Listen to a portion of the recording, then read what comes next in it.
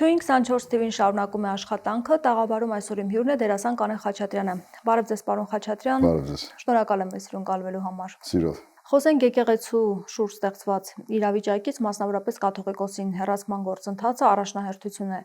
դարձել իշխանության համար եւ ամենօրյա ռեժիմով այդ մասին խոսում են, հրապարակումներ անում եւ նաեւ ծրագիր ունեն մշակած։ Մինչ այդ Փաշինյանը խոսում էր, որ կգնա վեհարան, կպահանջի, որպեսզի հեռանա կաթողիկոսը, բայց հիմա այլ կարծես թե քաղաքականություն է Փաշինյանը որդեգրել, քանի որ տեսավ, որ առանձնապես շատ մարդիկ չեն հավաքվում իր շուրջը եւ հիմա արդեն քրեական գործեր են հարուցվում, ինչ որ տեսագրություններ, զայնագրություններ են մամուլով հրապարակում նրանց մասին, հետո Փաշինյանը գնում է տարբեր եկեղեցիներ, այնտեղ մասնակցում է պատարակների, ուր կհասնի այս ամեն ինչը, արդյոք կարողանան հեռացնել կաթողիկոսին, իրենք վստահ են, որ գործը ավարտված է, այսպես կարելի ասել։ Այսինքն շուտով կաթողիկոսը կհեռանա, արդյոք կհեռանա։ Ինքը արդեն վատտեղ է հասել, այս ամեն ինչը եւ շատ տհաճ է այս տեսակ երևույթները։ Ես ուզում եմ, որ հակադարձ քայլը շատ ավելի ուժեղ լինի, եթե առաջնայինը ԿՊ-ի ու Նիկոլի համար կաթողիկոսին հեռացնելը, ապա առաջնային լինի Նիկոլին հեռացնելը։ Այսինքն ես կուզենայի, որ հակադարձ, կարելի ասել, հայելային հակադարձում լիներ,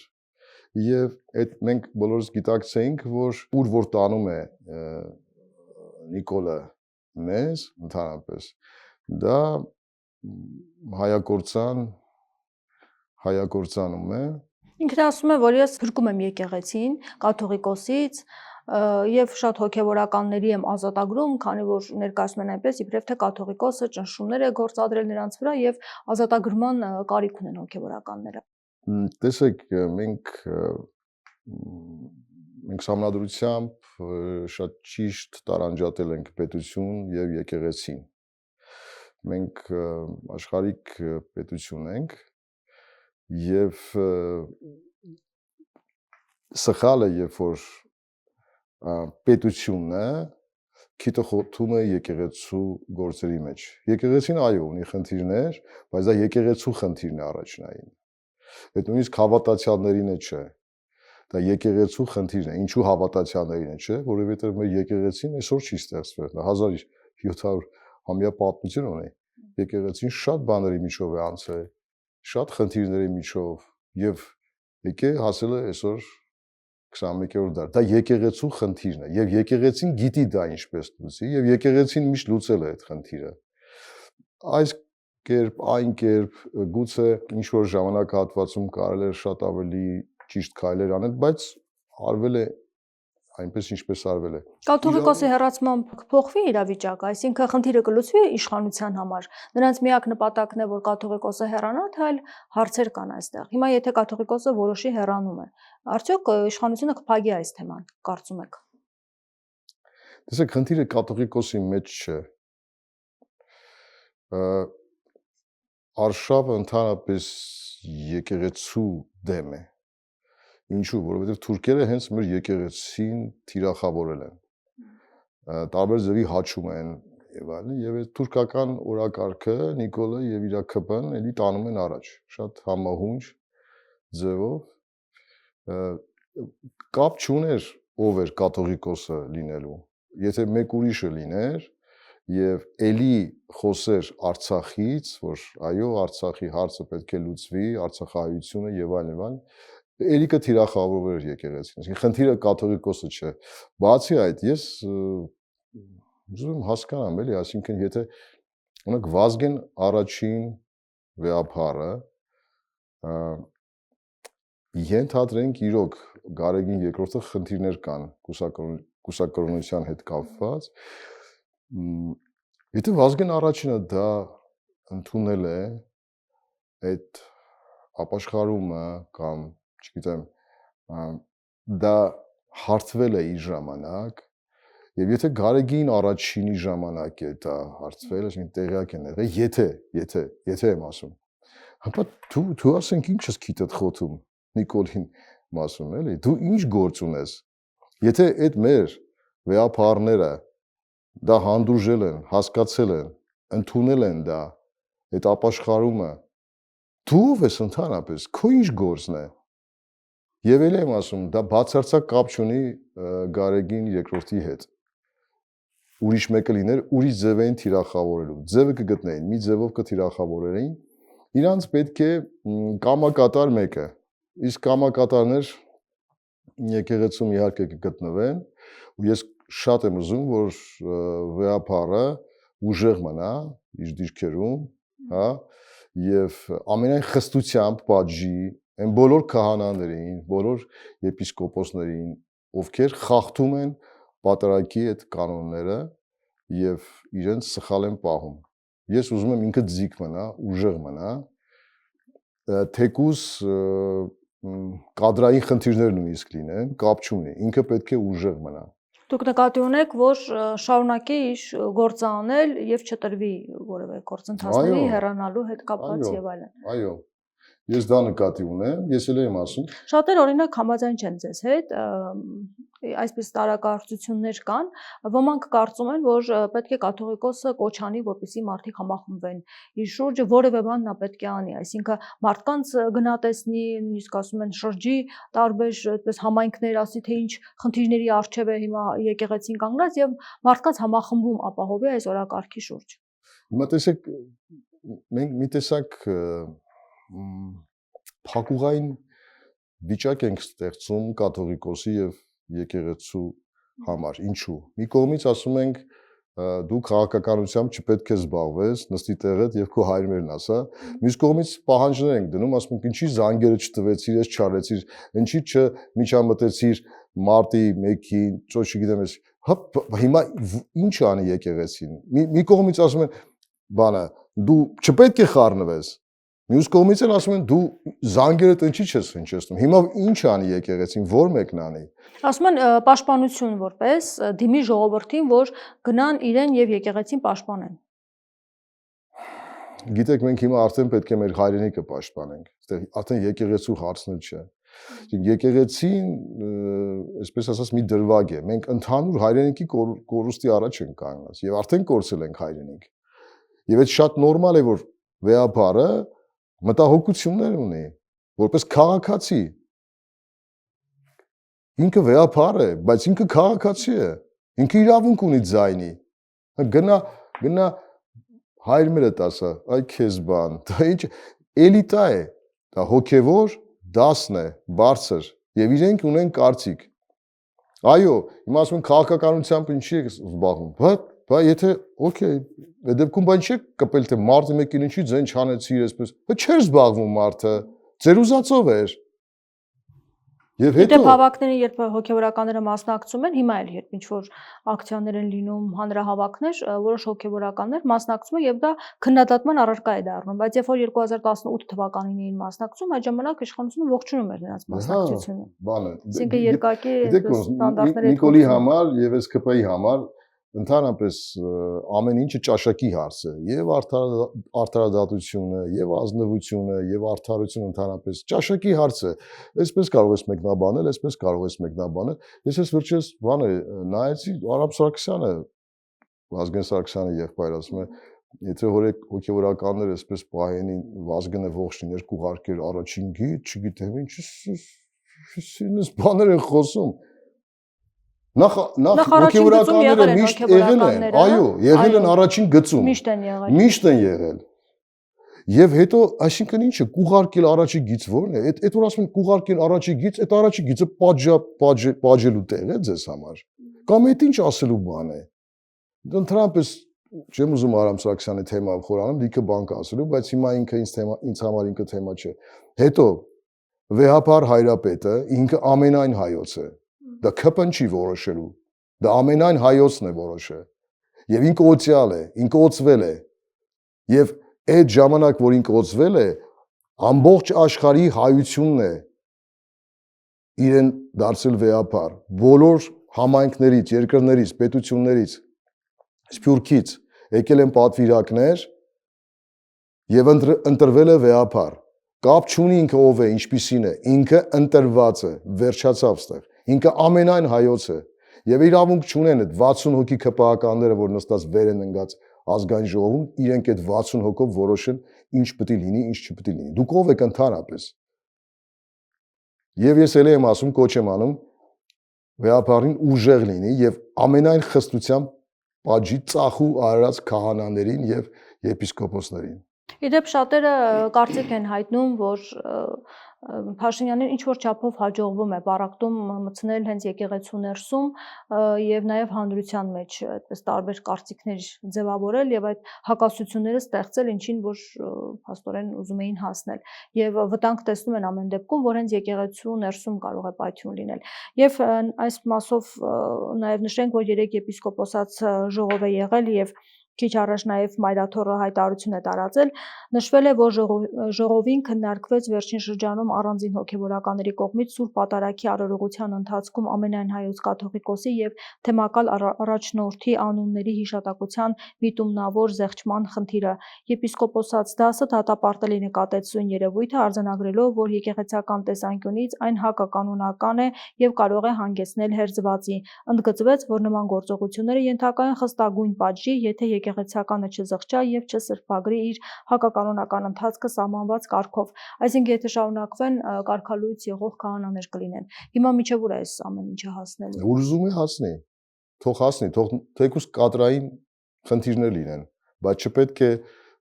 նահանջել։ Էլի եմ ասում, չպետք է նահանջել։ Ընդհակառակը մենք պետք է հասնենք, որ նրան, որ հունիս ամսին այս իշխանությանը ուղղակի ռադանենք, բրցնենք այս պատմությունից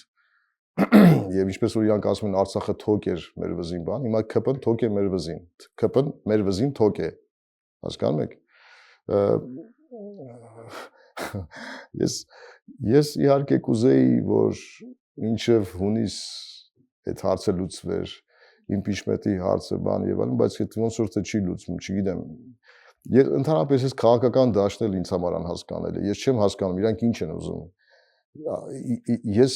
Եթե Նիկոլին իշխանությունը ցերացնել է պետք, ես այդ քայլերը չեմ տեսնում։ Ցանկություն չկա ինձ թվում է։ Հասկանում եք, ժողովուրդը հիմա ավելի շատ է ուզում, քան քաղաքականությամբ զբաղվողները։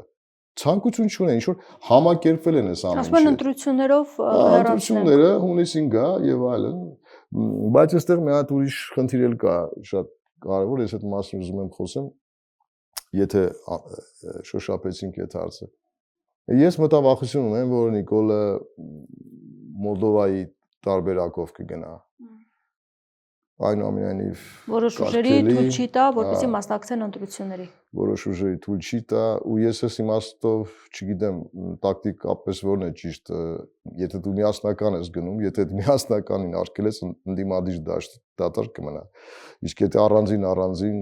չգիտեմ, մի խոսքով մեծ իհարկե գործողություններ, բայց քաղաքական դաշտը պիտի հաշվարկել ան, էլի, ճիշտ հաշվարկ։ Հիմա այս կողքից էս եվրո յոնջա անտերշներն էլ հա շախի են գցում, շիրա են գցում, թե Մոլդովայի տարբերակը պետք է արվի, հիմիկվանից պատրաստում են, հիմիկվանից մոտավորապես հող են ստեղծում դրա համար։ Խոսքով շատ դրամատիկ օրեր են սպասում, շատ դրամատիկ, ես վախենում եմ նույնիսկ բախումներ լինեն, չգիտեմ, մեծ մտավախություններ ունեմ։ Բայց Մոլդովայի տարբերակը այնպես չէ որ լավ տարբերակ է, այս եվրո յոնջաները ես զարմանում եմ իրանց վրա։ Այսինքն եթե մարդը կապ չունի, ասենք իր մտածելակերպով, ինքը իր ցանկություններով, ինքը ձգտումներ ունի դեպի ռուսական տարածք, այսինքն մտածելակերպով ռուսական արժեհամակարգ, այսպես ասեմ, հա, ոչ արևմտյան, ռուսական։ Հիմա ինչ այդ մարդուն պիտի զրկես ձայն իրավունքից, այսինքն դա կամ համարես որ նա ազդեցության գործակալ է։ Հիմա էլ ապուշ բան են ասում, դեմոկրատիան պիտի փրկենք դեմոկրատիայից։ Ապուշ չեք դուք։ Այդ հին հույները, որ դեմոկրատիայի հիմնադիրներ են, հիմա ողջ լինեն, ասես ուղեղները կկախեր, այսինքն ոնց դեմոկրատիան փրկենք դեմոկրատիայից, դա ինչ բան է, թազա լոզունգ է օրինակ։ Մի խոսքով, հետո Մոլդովայի հետ կապված մի հատ բան էլ ասեմ, էլի, ես այսօր Մոլդովայի տարբերակը բերում են, սրանք ապուշ են ախր, պատմությունը լավ չգիտեն։ Տեսեք, Մոլդովան, եթե չեմ սխալվում, շուրջ 200 տարի թուրքերի ձեռքի տակ էր։ 200 տարի շուրջ։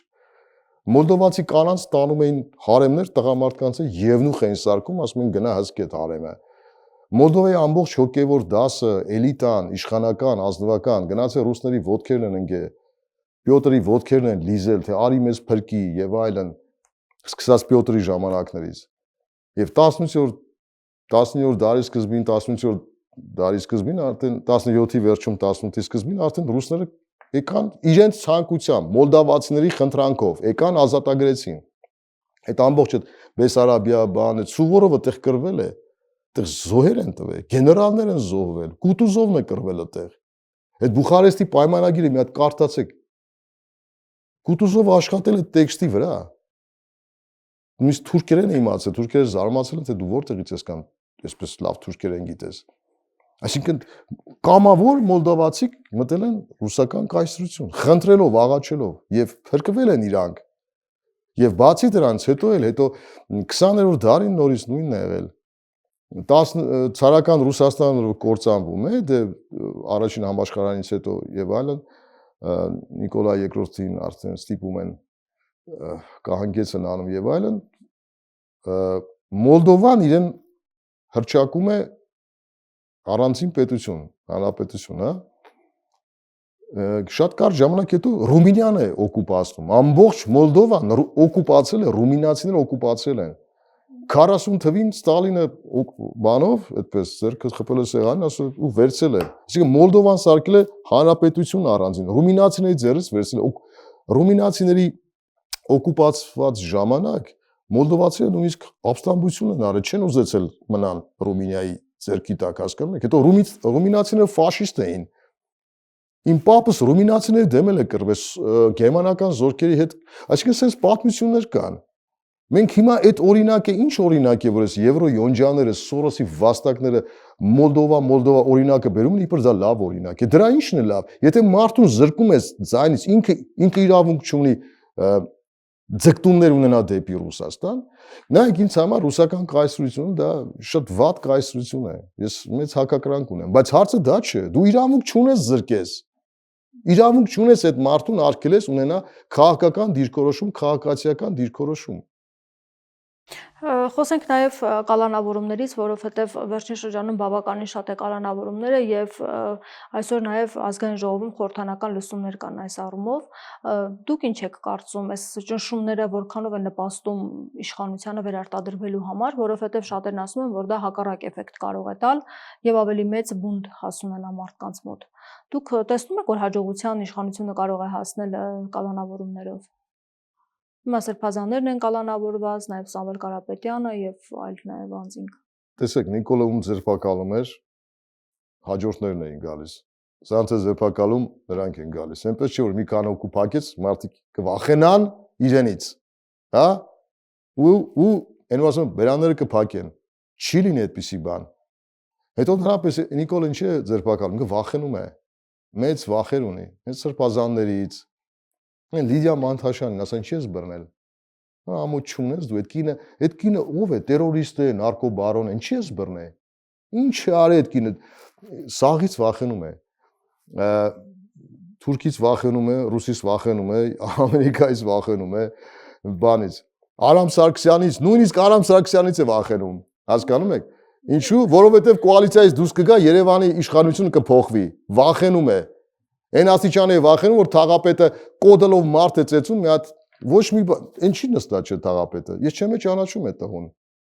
Ժուրնալիստների աչքի, ձեր աչքի առաջ խփում են, ծեծեցին, չնստավ, ինչի։ Եվ Արամ Սարգսյանը խոսում է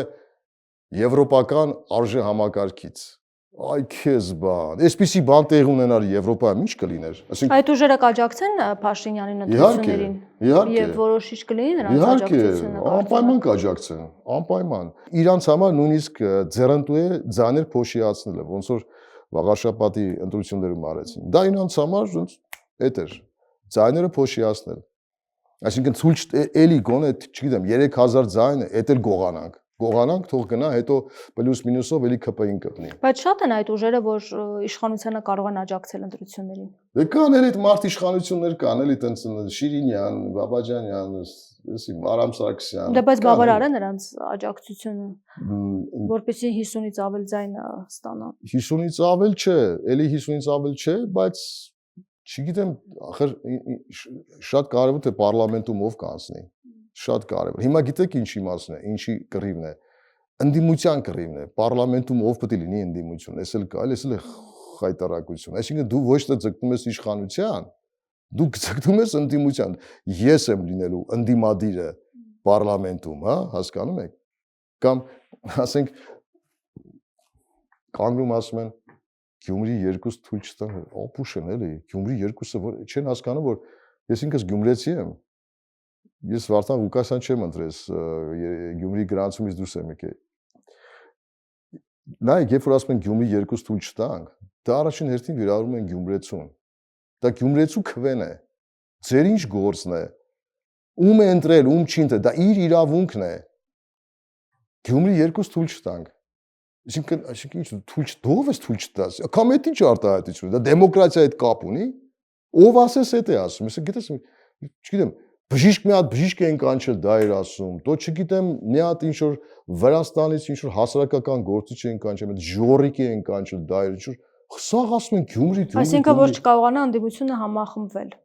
Դա չպետք է թույլ տան։ Հա, չպետք է թույլ տանք։ Կամ դու ով ես թույլ տաս, թույլ չտաս։ Դա այդ ինչ ասելու բան, դա դեմոկրատիայի հետ կապ ունի։ Դա իրավական պետության հետ կապ ունի, թույլ չտաս։ Դեմոկրատիան փրկենք դեմոկրատիայից, տավարություն, չէ՞, ասես, այդ ինչ լոզունգ է։ Հին հույները կախեր ուղեղները, չեն հասկանա այդ ինչ բան է։ Հետո բան է, հիմա տեսեք, խոսքի համար էլի բռնես։ Խոսքի համար բռնես։ Խոսքի համար, համար, արտահայտության համար։ Ես Արամ Սարգսյանն էլի դիմում եմ։ Արամ Սարգսյան։ Նա էլ ես դու Թրամփին ինչքան են հայոյել։ Հոլիվուդի աստղեր, բաներ, նույնիսկ սեռական բնույթի։ Լիքը Թրամփը բռնում է որևէ մեկին, հա? Ինչու է Արամ Սարգսյանը դիմում, ինքն է բռնում։ Չէ, որտեվ ինքը արևմտյան արժե համակարգի մեջ է, հասկանում եք, հա? Բա հիմա եթե Թրամփը չի անում դա այդ, որտեվ խոսքի համար չեն բռնում։ Դու ինչի ես կոալիցիա կազմել մեկին, ով խոսքի համար բռնում է։ Ինչի ես դու դա արել։ Այսինքն ինչ, եթե դու կոալիցիա ես, դու հիմա ինչ Նիկոլա անում ես սրտով, թե հա դուր է գալիս քեզ։ Դրա համար է չի ընտրվի քո տեխնացուն, որովհետև ուրիշ բան է Եվրոքվեն, Արամ Սարգսյան, Եվրոքվեն ուրիշ բան է։ Ժողովուրդը այո, Եվրոպա ուզում է, բայց ոչ ձեզ հետ։ Դրա համար է քո տեխնացուները չեն անցնում, ու չեն էլ անցնի։ Ու հետո գիտեք ինչ, այդ խոսքի համար էլի Վարդան Ղուկասյանը ինչ ասեց այդ դատարանում ինչ որ բան է ասում նորից թոթված են ամոթ ինչ խայտարակություն պատկերացնում եք խոսքի համար մարդուն բռնես այդ ժորիկի անունը տվեց հիմա Վրաստանից ինչ որ բան էր հասարակական գործիչ եկել էս Նիկոլի դրատվամիջոցում ընտանեկան իշիշ դուս է տալիս ամբողջ վիրահայերով չբաշարեցին մի հատ Թումանյանի տուն թանգարան առնեն տունը առնեն ամբողջ վիրահայերով մեծ ժորիկ եկես թե մեծ տուտուս խոսում ես բայց տունը առներ այդ տունը Վարդան Ղուկասյանն է առել Վարդան Ղուկասյանը Գյումրիի քաղաքապետ եւ որ դուք մտնում եք Թիֆլիս այդ բանը խփած է Վարդան Ղուկասյան այսինքն ու գիտեք ոնց է ես ասեմ թող սաղ իմանան այս կարևոր պայմանը էլի պատմություն է Լևոն Անանյանը գրողների միության նախագահը դիմում է բան ու ստեղ գիտեք չէ լիքը օլիգարխների դիմել է մերժել են հայտնի օլիգարխների Վարդան Ղուկասյանը իմացել է այդ մասին Լևոն Անանյանին ասել է ես ֆինանսավորում եմ վերցրեք Թուրքին պետք է բաժին հասներ փրկվել է այդ տունը փրկվել է հետո կրկնակի են բարձրացրել են գինը այսինքն առաջի գնից գումարից նորից կրկնակի բարձրացել են ու Վարդան Ղուկասյանը էլ ասել խնդիր չկա վերցրեք նորից ու երբ որ հիմա մենք մտնում ենք այդ տուն դա հիանալի տուն է հետո ներսի կահավորանքն էլ այնտեղ խնդիր կար չի կահավորելու որովհետև Թումանյանի ունեցած չունեցածը բերվել է Երևան ժամանակին պետք է կահավորվեր ու այդ հարցը լուծել է լուսահոգի Ռիտա Սարգսյանը իդեպ, թող իմանան մարդիկ։ Մի խոսքով, այսինքն մենք հիմա ինչ ենք անում ընդհանրապես, ինչի հետևից ենք ընկել։ Դե Վարդան Ղուկասյանը կոռուպցիայի հետ կապված գործով է անցնում, հողերի օտարում եւ այլն։ Հա, բայց չթողնեիք մասնակցել ընտրության, չթողնեիք։ Դուք թողել եք, մարդը ընտրվել է։ Եթե այդպիսի բան կար, ինչի սկզբից այն ժամանակ կալանավորված չէր եւ ընտրությունից հետո կալանավորվեց, չթողներ մասնակցել։ Տեսավ դարավ քաղաքագլուխ։ Հիմա նոր կալանավորումներ սպասվում են, կարծում եք, ընտրություններից առաջ ասում եք։ Շատ է լինելու։ Շատ։ Այն նոր պատահական լսում եմ այդ Քոչարի կուսակցություն կա։ Ես այդ տղային չեմ էլ ճանաչում։ Այդ տղեն պատմում է այս դատական իրավական համակարգը, թե ինչպես են իրան բռնել, ինչ մեղադրանք, փաստաբան, դատավոր, դատախազ, քննիչ, լսում ես, ասում ես, «Էս ինչ երկրում ենք մենք ապրում»։ Այս արտարադատությունն եմ ասում, Նիկոլի համար ճաշակի հարց է, այս դեպքում կարող է այսպես լինել, այսպես։ Դրա համար է արտագաղթ կա, գնում են մարդիկ։ Խնդիր ունենք շատ, ու ես վստահ եմ, Նիկոլը նորից դառավ վարչապետ հունիսին, մեծ արտագաղթ է լինելու ստեղից։ Ես մի հատ թեմայից եմ ուզում խոսեմ, դպրոցները օպտիմալացնում, գյուղական շրջաններում, մարզերում, տարբեր թվեր են ասում, բայց դա 100-ից ավել է։ Հիմա Նիկոլ, գյուղում դպրոցը դա միայն դպրոց չէ, դա շատ կարևոր, ելի եմ ասում, արժե համակարգային մի հատ, ինչ ասեմ, շղթա է, երբ որ գյուղում մի հատ 70 տարեկան ֆիզիկայի ուսուցիչ է քայլում, մի հատ պարոն կամ տիկին, դա շատ կարևոր է։ Բայց արդյոք օպտիմալացում փակվում են, որովհետև ասում են մենք ամենաշատ դպրոցներ, մանկապարտեզներ վերանորոգած իշխանությունն ենք։ Դե բան են անում, ասենք մի հատ սարքում ես մի գյուղում, մնացած այդ գյուղերից բերում բան ես անում, այդ աշակերտները լսում ես։ Ինչի է դա այդպես, որովհետև գյուղը դատարկվում է։ Հա, ես հասկանում եմ, գյուղ կա, առաջի դասարանցին կարող է մի հոգի լինի։ Այո, դա խնդիր է։ Բայց հիմա դու պետություն ես, դու այնպես պետք է անես, որ գյուղում ապրելը լինի ցերընտու շատ։ Մարդիկ քաղաքից գնան գյուղ, ասեն շատ լավ է գյուղում, շատ ավելի լավ է։ Այսօր հակառակն է, սաղ գալիս են Երևան, վարորդներ, ավտոբուսի, տաքսին, սաղ, բոլոր սպասարկման ոլորտը սաղ շրջաններից գալիս են։ Ոչ ոք չի մնում։ Սամանամերձ գյուղը դա սամանապահ գյուղ է։ Չի կարելի այնտեղ հարկերից, турքերից պետք է ազատել մարդիկ, եթե ուսուցիչը ստեղ ստանում է ենթադրենք 200,000 դրամ, այնտեղ 400,000 պիտի ստանա, 500,000 պիտի ստանա, առանց այդ տավարիցավ ատեստացիաների եւ ամեն ինչի։ Բարձր վարձատրություն տուր, հարկերի, ջրից, ազատի, դες ինչ հոսք կգնա այնտեղ։ Չեն անում սրանք։ Ոչ մի բան չեն անում։ Տեսեք հիմա տրանսպորտի հարցը, սաղ բողոքում են։ Այսօր էլի խոսում են, շնչել ոտ չկա, ինչի, որովհետև շատ են մեքենաները, շատ։ Ծառերը կտրում են, բարձրահարկ են սարքում։ Տեսեք, այնպես պետք է արվի, որ մեքենա ունենալը լինի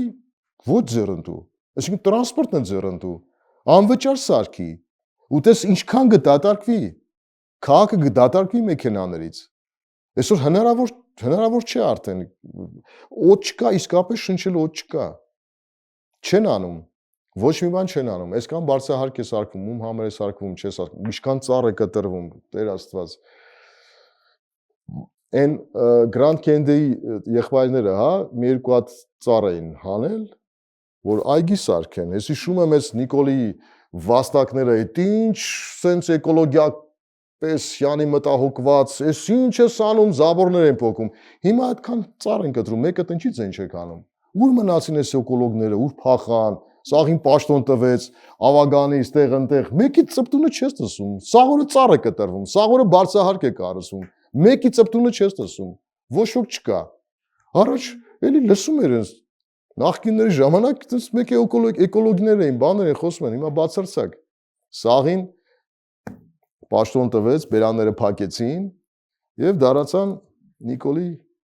ժեխեր։ Մի խոսքով, ես ուզում եմ վերջում ասեմ, քանի որ եկեղեցու սկսեցինք, ես ուզում եմ, որ վեհապարը ամուր լինի, շատ ամուր լինի, վստահ եմ ժողովրդի իր կողքն է, ես շատերի հետ եմ շփվում, նույնիսկ Այն մարդիկ ընկերներ ունեն, որոնք ասենք աթեիստ են, հա, իրանք էլ են վեապարի կողքը, որտեղ այս ամեն ինչը շատ ոչ միայն ինքը հակահայ է, այս ինչ որ կատարվում է, սա հակահայ երևույթ է։ Սա թուրքի ջրաղացին ջուր լցնել է։ Թուրքի օրակարգը առաջ տանելն է։ Այսքանը։ Շնորհակալ եմ զրույցի համար։ Զրուցակիցս դերասան Կարեն Խաչատրյանն էր։ Շարունակեք մեզ հետևել։ Կհանդիպենք։